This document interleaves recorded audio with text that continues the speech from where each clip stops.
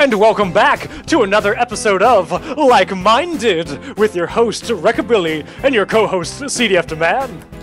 And hello everyone to another episode of Like-Minded. This is the show where we talk to like-minded people in the gaming community. Today's very special guest is Kupo! Yay! Woohoo! What's up, Kupo? Welcome to the show.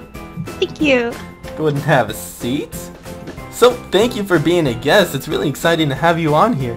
But before we get started, why don't you go ahead and tell the people just exactly who you are to the community? I am Kupo. I've been around the community, I guess, for 3-4 years now. I'm a part of the Voxel Box, a pretty big scale creating community. We've done, adventure maps, we do pretty builds, we make all kind of stuff within Minecraft. Awesome! The Voxel Box, you guys just came out with a new map not too long ago. That was the Genius Machine, right? Yeah, we did a 72-hour map. Don't ask why we imposed the time limit. We just sort of felt like we should impose a time limit, so we didn't spend like a couple weeks on it. We wanted to see how far we could get, just doing something really quick. So it's a really fun project, pretty different from how we usually work on things. Nice. And what was your part in building the map? With the map, I did voice acting for one of the characters, Erna the computer. I did audio editing and all the audio jazz stuff. I did some resource pack things. I did basically building the sets, I guess, that you play through. I don't touch command blocks, so that wasn't me. So, on the Genius Machine, it's a very nice little short map. And I like how you guys went with a short approach. Because I feel like a lot of people just do these giant projects and they don't spend enough time just like putting out different things. I thought it was really clever the way you guys did it. So they used a lot of custom resource pack, a lot of custom sounds and stuff like that. With so much ability to do all these crazy things that we can do with it. It's just really cool to see a group of people coming together and actually using it to their advantage. And it turned out pretty good. Okay, so when you guys sat down to write out the story and stuff, what was the intent of the map? I guess let's talk about more of the design behind it, because it's a very short map and it's definitely a comedy map. It's kind of funny, actually, because when we first started talking about it, one of our biggest things that we were talking about is, so many people think that adventure maps have to be things that are like 40 minutes or an hour long that you can get so many episodes out of and everything. And we thought, what can we do in the span of 3 days that people would actually enjoy? And it's kind of funny because when we first started, tossing out ideas, we had the idea of a mad scientist actually trying to figure out if he should destroy the world or not. And it was going to be sort of a moral dilemma thing. But then we started throwing out these silly ideas. And I remember I said something about a burrito. And it just sort of took off from there. Like, it just sort of took a really silly turn. And Feather and Moesh, the two other guys that were working with me, they just sort of took it and they ran with it, and this really silly story came up, and we created the Erna computer that would talk back to you and everything, and it was just really fun to do. Nice. And as long as you're having fun, then I guess you come up with something cool like that. 72 hours is such a short time to make a map, but I know that CDF Man feels the same way about short maps. He's done a few short maps as well, and they seem to do pretty well. I think, honestly, that's the best way to get stuff done now, because personally, even when I try to do a map, I sit there and I think of what I'm going to make, and then I start building it. 2 weeks later, I'm bored of it, and I want to work on something new. Well, okay, here's a good question then. Mm-hmm. Because there's a lot of people, like Recabilly, who will start something and they won't end it, right? They won't finish, they'll drop the project, they'll move on. What helps in the pre-design phase, the pre-build phase, to really get to the end to a releasable product? For me, I'm just going to have to say, first off, the one thing that helps me is I'm really very disciplined whenever I'm doing any sort of work. During that 72 hours, I don't know, I slept maybe 8 hours or so, maybe 10 hours. Wow. Like, if I'm going to do a project, I will work on a project. If I say it's going to be done in 2 or 3 days, it'll be done in 2 or 3 days. I don't really sleep much. And I think the biggest thing is making sure that you're excited about the project. It has to be something that you're actually wanting to do if you really want to make sure that you get it done in a timely manner. I think you can work on a long-term project, but it's definitely going to require a lot more planning ahead of time. And I do think that having a schedule for yourself is going to help So, we scheduled out what we were going to do on each of those 3 days whenever we were making stuff. The first day was, set up for story, writing, refining it, doing voiceover stuff, audio, and, just getting all the stuff that we needed together for that, and also the resource pack. And then the second day was spent actually building it, a little bit of building on the third day, but more so the back end of mechanics was worked on. So if you're going to do a long-term project, again, like I said, nothing wrong with it or anything, but make sure you have a clear idea. You should plan out the whole thing and see how much time you think you're actually going to need for anything. I mean, if something's going to take you a month to build, it's possible, it's going to take that long, but you should always try and save a little bit of time if you can. You don't have to have perfect interiors on absolutely everything if they're not going to be something that you actually spend time in. And I think people get hung up on a lot of details like that. You can definitely build more like a movie set rather than have to build it absolutely perfect. Mm-hmm. So that's one of the things that helps save a little bit of time when you're doing things. But it's always good to go back and also revise your plans while you're working on things, because stuff changes. Don't feel like your idea has to be 100% set in stone. If Right. you're working on something and it feels better if you do it maybe a different way, then that's perfectly fine. You're not cheating yourself by changing your idea. All right, so as we know, or I don't know if everyone knows, but the Voxel Box has kind of disappeared for a little while. What kind of brought you all back together to say, hey, let's make this map. Let's just get it done? Well, for me, TVB has been about, making stuff that people had never seen before. That's always what's sort of driven me to really be interested in the community and, the things that they've been making. Like, whenever I first joined the server, way back in, I think when I first started Minecraft, I joined because I saw all these things that I'd never seen before in the community. I saw specifically, I remember this. It was this big dragon, and it was like a little bit off axis, and it was like, a 3D model. And I was just like, there's no way you can do this sort of stuff. And that's what I feel also got other people interested in TVB as a whole, and why people wanted to pay attention to us to begin with. So with 1.8 and all the mechanics that are out for 1.8, I'm sitting here and I'm thinking, why don't we just pick up and do what we were doing before? I want to get back into map making. I want to do more than just make something look pretty. And so we were just like, okay, let's just do it. I mean, we didn't really think too much about it. We just went for it. Awesome. That's actually pretty cool when you guys can just say, let's do it. You're that close to each other that you can still say something like that and still get it done. It's pretty cool. Yeah, I mean, we definitely have the people and, the talent that we need to get stuff done. I mean, we don't have to worry about, calling in extra help or anything. We all know at this point what our own skills are in terms of what we can contribute to doing stuff. So all you have to do is, say, okay, I'm going to do this, you do this, and then you do this, and we're good to go. And thankfully, because we've all, known each other and worked together so much, we can just depend on each other like that, which is something I think is really nice, because a lot of communities don't have, that sort of closeness with things. Now, for our viewers out there, I feel like a lot of people feel like they can't make as good as work or make quality work because, I don't have a build team. I don't have all these amazingly talented people to work with. What would you say to people like that? Shh, stop it. Just stop it. Quit thinking so negative. If you don't know how to do something, learn, teach yourself.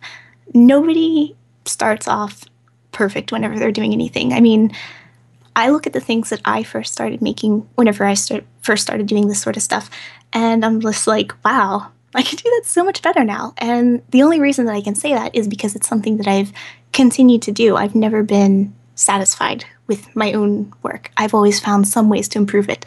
I will never, ever call a project of mine perfect, because as soon as it's done, I'll look at it and I'll be like, oh, well, now that I know how to do that, I could do it a lot more efficiently this way, or maybe try something different next time.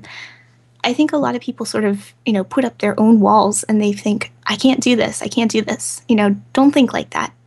Just go all out. I mean, what have you got to lose? I mean, maybe your project won't get done, or maybe it won't be as perfect as you imagine, but you're going to learn something regardless. So don't hold back. In map design, you were talking about, how, you don't necessarily have to do so much detailing on the inside and stuff like that. But let's talk about it more generally. Do you feel like a map has to have really good builds to be good? Or do you feel like the storytelling in the other portions of the map, if they're really good, can like outweigh someone's building talent? It's a little bit of an odd question, I guess, because for me, I'm really definitely all about the whole package of things. If you can't build as good, I mean, I don't think it's necessarily going to hold you back because I think people have, very different expectations with Minecraft. They don't expect usually things to look like, a AAA title or something like that. People expect blocky houses and things like that. So if your story and your game can sort of make it go, then great. That means that work is all the more stronger. Does it mean you should give up on trying to make it look good? No. You should always try and improve so you can get like the whole package of things. Okay, so let's kind of move on from that little bit, but what I'd like to know is, other than building and working with the Voxel Box, what do you do personally for the community? Do you have any other projects going on, or is there anything that you want to mention? Personally, right now, I'm working with Tate Britain on a series of maps. Tate Britain is a series of museums in the UK, and what we're doing is we're creating, 3D versions of a few of their paintings that you can walk and explore, and it's more EDU-based work. So, you're able to learn something while you're playing Minecraft, which is pretty cool. I think a lot of future is in the EDU community and how, we're getting kids to interact with, their gaming and learning stuff, which is really fun. Besides that, I'm also, I can't talk about a lot of things because it's under NDA, so I can't let that slip. I do animation work as well for a couple people. I just did a music video for TryHardNinja about a month ago, I think, for his new album. But otherwise, a lot of it's secret stuff I can't talk about. I'm sorry. That's fine. I don't want you to get in trouble saying something you can't say. So a lot of people just think that Minecraft is a bunch of independent people building maps, or if they see like a big YouTuber, they're like, oh wow, look at the map that they made. That, if you do a little digging, isn't always the case, and there's a lot of people, a lot of talented people working on other projects for other people. So can you talk about the businessy side of Minecraft that a lot of people don't really know is there, but is truly actually going on behind the scenes? Sure. We do work for a lot of different servers and YouTubers. I mean, besides all the other stuff that we do with EDU and our map making and our own personal projects, like we're pretty spread out. So we have a pretty good view of, all the different types of work that's actually within the community. It really bothers me whenever I see people, like I know it doesn't really mean anything. It's just a couple YouTube comments, but when you have work that you're doing for a large client and all of their fans are just like, oh my god, you're so awesome, you built this, you're amazing, and it's just like, no, you didn't. These people that you hired built it. So it's always a little bit sad because it's your work and you're not really getting credit for it at the end of the day. But I think a lot of people, they assume that some of the stuff that's on servers and for videos from people, that stuff appears magically, that there isn't a business side or anything to it. And it's a little bit funny because most of these things are done really for profit, and not saying it's a bad thing. Minecraft has helped create a lot of different types of jobs for a lot of different types of people. I mean, I would have never expected to be doing what I do and working with people and actually getting something for it, but it's really nice. So it is interesting, but it's like any other job at the end of the day. You have your project, you have to put in so many hours to finish it. It's not really playing Minecraft at that point. Like, it's just like going into work. So, as far as I know, this doesn't exist, but are you surprised that there's not an official, like, I don't know, Minecraft production studio that Yeah, really. does this, like, for like a more corporate-based clientele type thing? You would think that, something would sort of exist like that. I mean, thankfully at this point, we've been around long enough so that, we have the sort of, I guess, reputation within the community that if you want something like this done, you come over here to these people, which is great. I really appreciate that. Like, our clients usually say super awesome things about us and they recommend us out a ton. But, it's only worked that way for us because we've been at it so long. I think it would be very hard to sort of just jump into it nowadays, just going in completely new. I think if you would want to do something like that, you would, have to be doing something that's very unique in the community, which a lot of people are afraid to do, sadly. It does, in a way, this community has a lot to do with people who you know, because there are a lot of people, for instance, in my case, I do YouTube, and a lot of people know me by Redstone stuff, but I am horrible at Redstone. I am not the best there is, and the most that I do is, once I have an idea, I try to figure out how to make it. And I put as much as I can into working with it. I talk to people who are better at Redstone than I am and see if they can help me figure out a way. And then as soon as I come up with it, then I make my video and put it up. A lot of people don't realize that you need to have those people to help you if you don't know. And if you do know, then you need to also put yourself out there. Don't be afraid to put the work in.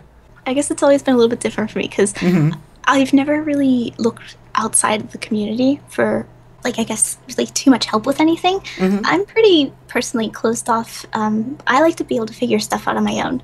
There's only one person I can really say that's ever been, I guess my inspiration / goal to be, would be, my partner Feather. We've worked together. We're like best friends. We've worked together for 3-4 years now. Like pretty much since I first started playing Minecraft. We've been through everything. And it's funny because, we started doing stuff and, our own personal styles have rubbed off on each other. So, not everybody is lucky to have a person like that, especially one, that works with them so closely. So it's not so much about who I know, but I'm very lucky to know him. I don't think I'd be in the position that I am now if I had never met him. Nice. Actually, I think that's a good thing to have. If somebody wants to start doing YouTube, they need to find somebody who's at their level, that they respect, that they have a lot of fun playing with or working with, and then go from there. Like CDF and I, we've done a lot of stuff together, a lot of videos, and I'm so glad that I found him and brought him along with me, and then he started bringing me along with him, and now it's like a tug and war, Oh man, Recabilly, come here. I want a hug. Come here. No. Sometimes you get good partners, sometimes you get people like Recabilly. Anyway. Sorry. Alright. Okay, so here's the thing. So I feel like people can get really discouraged when putting out work. So like I put out maps and I might get, 1,000 or I might get like 10,000 or nobody might play my map or I might get 100,000 downloads on a map of mine, and it's very inconsistent. People don't know CDF demand maps, right? And I feel like I've definitely had some success in that area, but for someone who is just now starting with maps or just like who wants to get their work out there, and let's say it's really good work, but I feel like it's so hard to be noticed, regardless of your quality of work. What do you have to say to that? It sucks. I don't think there's anything more to say to it than it's a really crappy situation. I personally am probably the worst person to ask in terms of how you would get known. I guess my best advice would be to not bother the people who could help you. That's what I see a lot of people doing.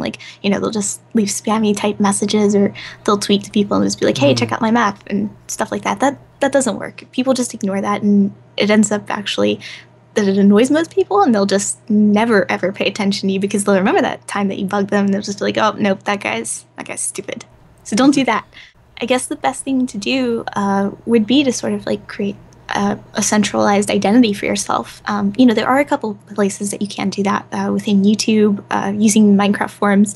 I mean, if you're consistently posting not only your stuff, but you're talking to others out in the community. And I think that's what a lot of people don't do, is they don't want to put in a lot of effort in connecting with others. They just want people to look at them. I'm not saying you are. Please don't take it that way. But working with others, you're bound to find somebody who you're going to be able to strike up a conversation with. And, that person might know 5 people that you don't know. And then those 5 people, find out about you. And maybe those people, know a couple more people. And it just sort of goes out from there. I mean, it's going to be a slow start to do it that way. But at the end of the day, it does help spread your name out a little bit more. And if people see you consistently doing stuff, they're going to be able to associate, back to your YouTube or your website or whatever you're posting with. And it's a slow build up. I mean, personally, my channel, it's been a pretty slow climb. I haven't really done anything crazy in terms of like huge jumps of subscribers or anything like that. I just get people over time coming, checking things out, and just be like, oh, yeah, I like coming here. This is good. I mean, on that note, I haven't uploaded it in forever, so please don't pay attention to that. But it's because I've been working on TVB's channel, okay? I'm busy over there. We'll have both channels in the description, though, so if you do want to check out her stuff, even though it's been a while, feel free to do that. Yeah, still go check it out. Yeah. I mean, there's some good stuff there. Of course.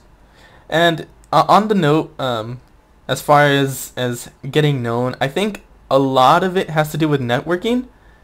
And just putting yourself out there, because like you said, the Minecraft forums, that's how I got started. When I started doing YouTube videos, it was mainly because people on the forums were asking redstone questions. So I went into Minecraft and I tried to figure out how to solve their questions or their problems, and then I'd make a little video, post it on the forum and say like, here you go, dude, this is how you make that work. And then they're like, yay, that's awesome, thank you. Like, there definitely are a lot of niches in the community that people, want info about, or need to find somebody who knows how to do that type of thing. So you definitely can build up a channel. Like, it's not impossible, but it don't expect results overnight. You're not going to be sitting there 2 weeks later with 10,000 subscribers or something. Right. You got to be patient and consistent, I think, because if you don't keep your name out there, if people forget who you are, then it's really hard to bring it back. And the biggest thing is too, don't be concerned about the number. Just do it because it's what you like to do. If you're only in it for numbers and popularity, then you're just going to make yourself unhappy, because, you're just going to say, oh, my map only got a couple hundred downloads, nobody likes me, or something like that. Make stuff because it makes you happy, and because you enjoy, working with others and putting stuff out there for others to enjoy. Right, and I do want to say that I was so excited when my first map got its first download. I was ecstatic. So if you're expecting 1,000 downloads, don't do that. Just be excited for everyone who gets to play your map and see your work. As long as one person sees it, then you're a success. I would agree. On that note as well, there are people that, do dedicate their time to reviewing maps and, to help get exposure to, people who are starting out. So, if you can get your map reviewed by some of those people and, have some, nice things said about it and have the good word, not only are you going to be, gaining a little bit of popularity there, but you're also going to find ways to, improve your own stuff, because trust me, nobody's project is ever perfect. Nobody's, myself included. Right. And if you want to go see some of those reviews, you should check out Ron Smalik's channel, our Smalik, in the description. Yeah, he's been consistently doing that stuff since, oh my gosh. Since the beginning of time? Forever. Pretty much. Yeah. I mean, I remember the first Minecon, him and I were on the custom maps panel, and I was just looking at all the stuff, that he's gone through, and, all the things he's played, and I'm just like, wow, you have more patience than I will ever have to have done all these. So here's a good question. How many maps do you play? Honestly, I never have time to play any, pretty much. I'm really terrible. I don't even get to play games most times. My schedule right now for the past 6 months is pretty much wake up, work, go to the gym, work some more, come home, maybe pass out, and repeat.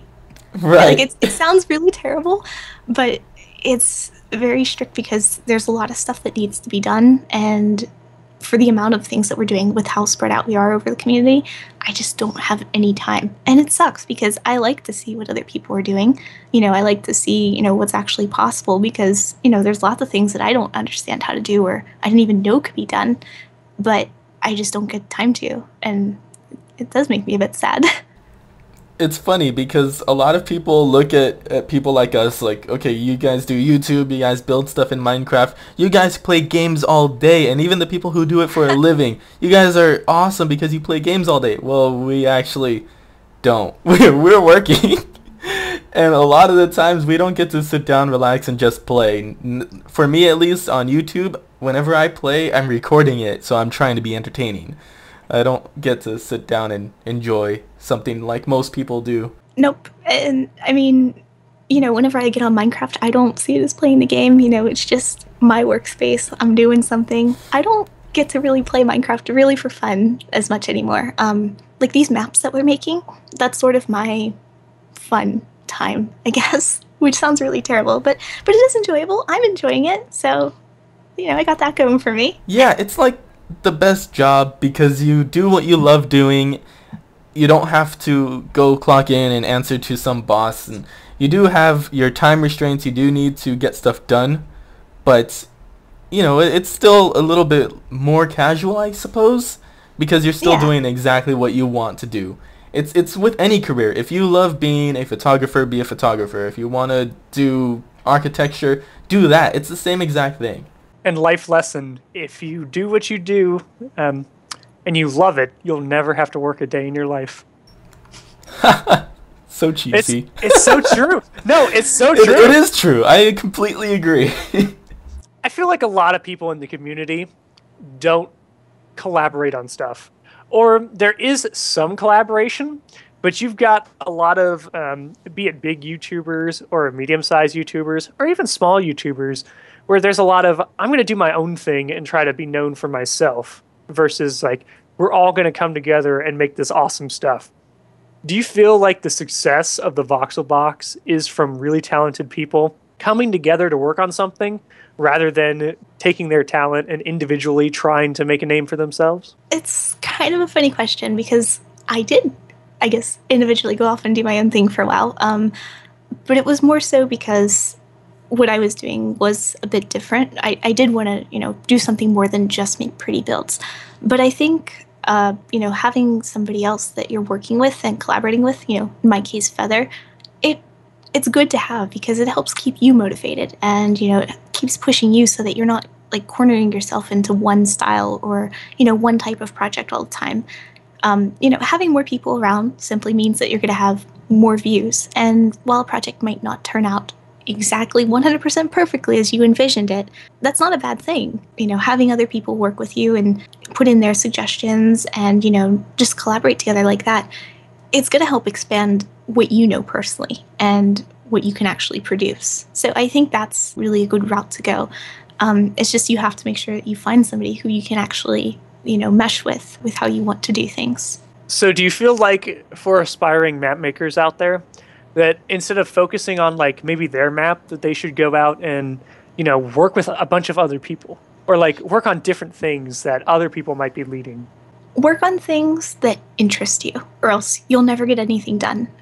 You do have to have some interest. Like, you can't just blindly hop into another project because, even though Mush is one of my good friends and everything, he was doing this project, and while the idea sounded neat, it wasn't something that I particularly wanted very much to build, so I didn't work on building it so much.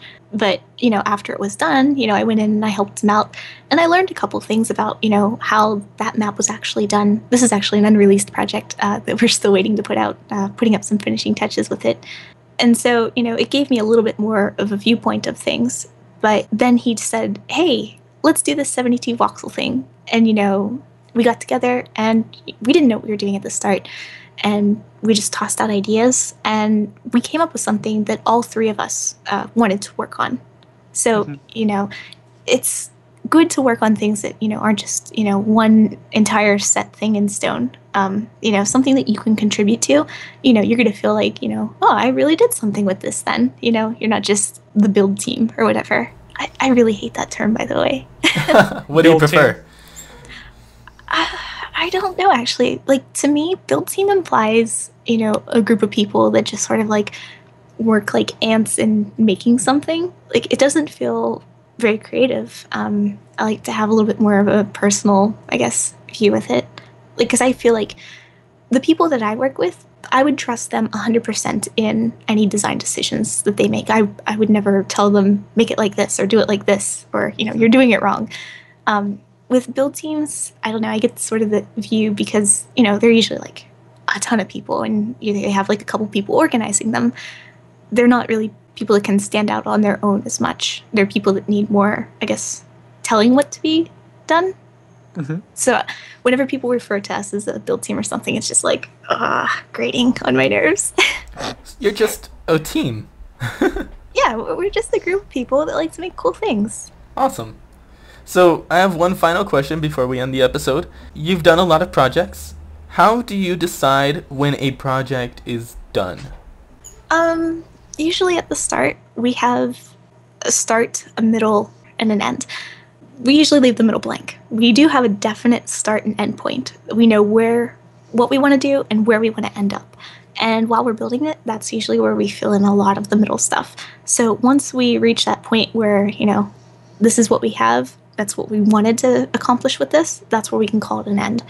I think it depends, though, like based off of what type of project you're doing. If you're speaking in terms of like pure aesthetic stuff, just making something and, saying, okay, I'm done building this now. It all comes down to just, while you're working on it, taking a look at it, just looking at it objectively, like saying, okay, well, it needs something over here to actually finish the scene or, that sort of thing. It's something that I think is hard for a lot of people. A lot of people just want to make, really big mega builds and stuff like that. But, a project doesn't have to be super huge and ever expanding to, be a good, complete project. Like, you can work in more sort of self-contained views of things. Good answer. All right, so I think that is the end of the episode. Oh, Rick, I've got her payment. Okay. Oh, dear. Okay, so this is going to be different than things in the past, but here is a rabbit egg. What? To spawn rabbits. Oh, what? What? Wait, No. It's not working? Why not? What? Huh, oh, game mode 2? Oh, really? Oh, yep. Oh, sorry about that. Awkward. You gave me bunnies with no bunny. There we go. Oh, the bunny.